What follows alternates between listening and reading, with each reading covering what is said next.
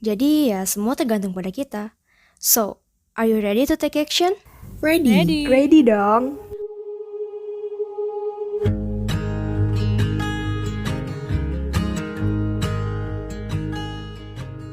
Hai, Halo, Annyeong. Halo, saya Audrey. saya Cynthia. Saya Indah. saya Lindia. Hai semua.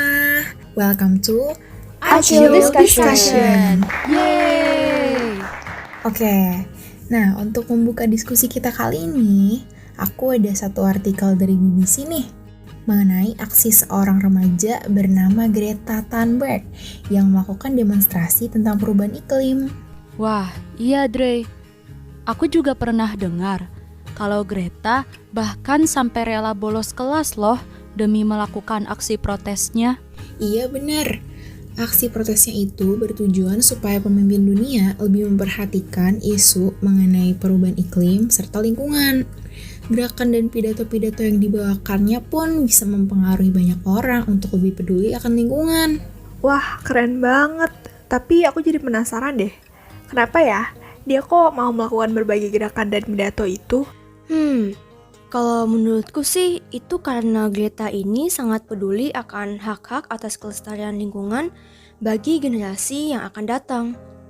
Oh, jadi ia bisa dibilang memiliki kerelaan dan keberanian yang tinggi untuk melakukan sesuatu yang hasilnya bisa memberikan dampak positif bagi banyak orang ya.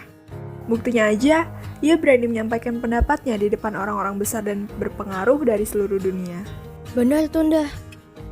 Ngomong-ngomong soal keberanian dan kerelaan, aku jadi ingat dengan kisah-kisah para martir yang memiliki keberanian, kerelaan, dan ketulusan yang tinggi dalam memberi kesaksian dan membela hak-hak orang lain, seperti yang dilakukan Greta ini.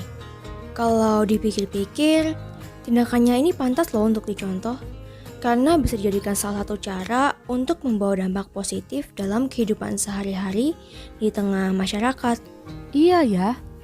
Kalau menurutku sih, apa yang dilakukan Greta tadi bisa menjadi salah satu cara atau contoh untuk membawa manfaat dan menjadi garam dan terang bagi dunia. Benar-benar, aku setuju. Oh iya, Dre. Tadi kan kamu sempat menyinggung mengenai Greta dan pidato-pidatonya yang terkenal ini. Boleh nggak sih kamu tampilin salah satu dari kutipan pidatonya? Oh, boleh. Yuk kita simak salah satu pidatonya yang dulu sempat menyita perhatian dunia.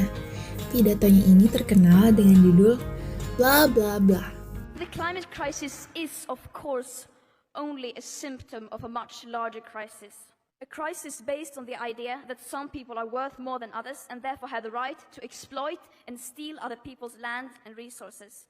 2021 is currently projected to experience the second highest emission rise ever.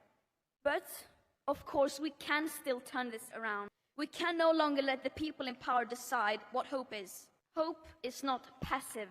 Hope is not blah, blah, blah. Hope is telling the truth, and hope always comes from the people. It starts with taking action, and it starts now. We want real climate action, and we want climate justice. What do we want? When do we want it? Thank you. Wah, Keren. Wah, keren banget sih. Di usianya yang sangat muda, ia sudah berani menyampaikan pidatonya yang memberi kesan teguran keras di depan para tokoh politik dunia. Nah, itulah salah satu penyebab mengapa pidato ini tuh menjadi sangat terkenal di masanya. Wah, iya juga ya. Oh iya Dre, tadi kan kita cuma dengar sepotong tuh dari pidatonya. Boleh nggak kalau kamu kasih tahu apa aja sih poin-poin penting dari pidatonya Greta tadi? Bisa dong, Lin. Nah, yang pertama itu, dia menyinggung mengenai perubahan iklim yang sudah seharusnya tuh diperhatikan demi kepentingan generasi berikutnya. Yang kedua, Greta juga mengkritik para petinggi politik yang tidak serius dalam mengambil langkah untuk mengelola lingkungan demi memperjuangkan climate justice. Dan yang terakhir, ia juga turut mengajak kita untuk mulai mengambil langkah agar semua orang di dunia itu dapat memperoleh climate justice. Sebentar Dre. Aku jadi tertarik dengan poin-poin yang kamu sebutkan tadi, terutama yang mengenai topik climate justice itu. Iya, aku juga. Tapi boleh jelasin dulu nggak apa itu climate justice? biar teman-teman yang lain juga bisa lebih paham. Pas banget nih. Kebetulan aku tahu loh apa itu climate justice. Apa tuh, Sin? Nah, jadi climate justice itu adalah salah satu bentuk keadilan yang membutuhkan kesadaran masyarakat di seluruh dunia. Tujuannya agar dampak dari isu kerusakan lingkungan bisa dikurangi dan tidak merugikan pihak-pihak tertentu. Bener nggak, Dre? Iya, bener tuh Sin. Karena dampak dari perubahan iklim ini bisa merugikan orang-orang di kalangan tertentu. Sementara kelompok-kelompok elit justru meraup keuntungan dan tidak merasakan dampak negatif dari perubahan iklim. Oh, begitu. Berarti memperjuangkan climate justice ini ada kaitannya dengan kesadaran bersama ya? Seperti yang tadi dibilang Cynthia itu. Iya, aku rasa juga begitu sih, Indah. Karena menurutku segala sesuatu yang berhubungan dengan keadilan itu pasti punya kaitan yang sangat erat dengan kesadaran dari pribadi masing-masing untuk taat pada aturan yang sudah dibentuk dan disepakati demi mencapai keadilan itu sendiri. Nah, setuju tuh. Ngomong-ngomong tentang aturan, kalian ingat gak beberapa bulan yang lalu di mana terjadi pertumbuhan kasus COVID karena banyak orang yang tidak taat pada aturan? Oh iya, ingat. Nah, itu juga salah satu contoh tuh dari kurangnya kesadaran terhadap aturan atau hukum yang sudah dibuat. Kalau dipikir-pikir dampaknya bisa berbahaya juga ya. Karena kurangnya kesadaran terhadap aturan bisa-bisa nyawa banyak orang juga yang jadi terancam. Bener, Lin. Apalagi kalau pertumbuhan kasus ini tetap dan tidak mengalami penurunan, bisa-bisa pandemi jadi makin lama berakhirnya.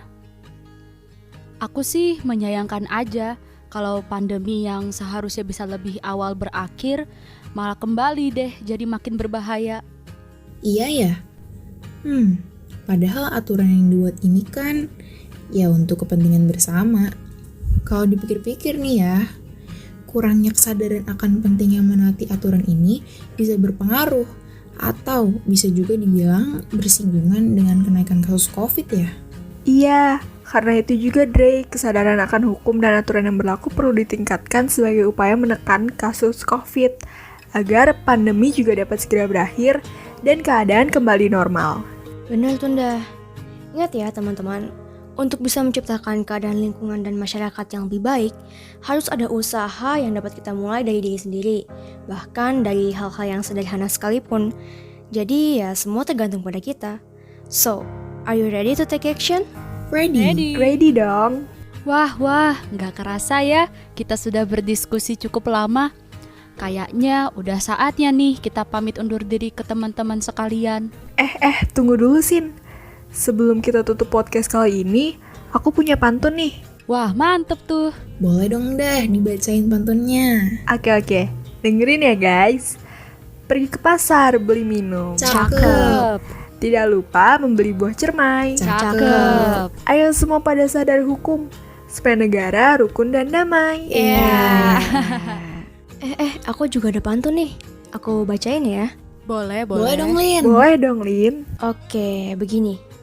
Perilaku baik di tempat umum. Cakep. Menaati aturan itu kuncinya. Cakep. Yuk sama-sama sadar hukum untuk menyongsong kemajuan Indonesia. Asik. Oke. Udah kan nih gak ada yang mau pantun lagi? Udah kok. Udah.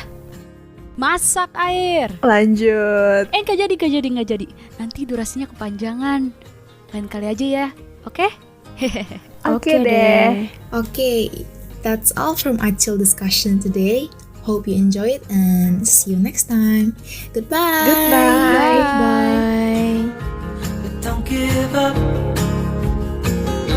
Just hold on tight. It'll be alright.